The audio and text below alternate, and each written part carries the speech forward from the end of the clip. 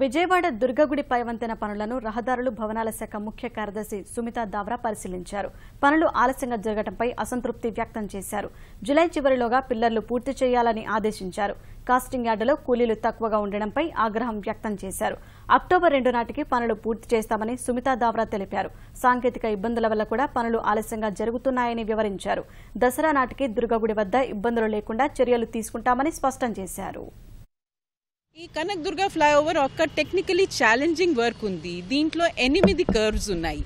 ఆ కర్వ్స్లో spines casting తర్వాత స్పైన్స్ లాంచింగ్ ఎలా చేయాలి, that is the second technical constraint which we are facing.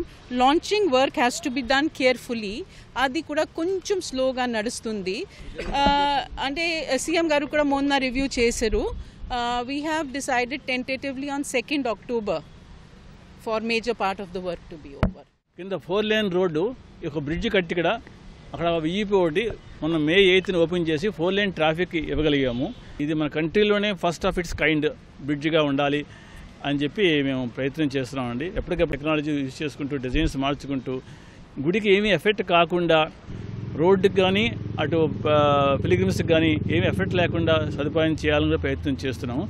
అన్ని విధాలు చేసి దీన్ని అక్టోబర్కి మ్యాక్సిమం పూర్తి చేసి మేము అందించడానికి ప్రయత్నం చేస్తున్నాం.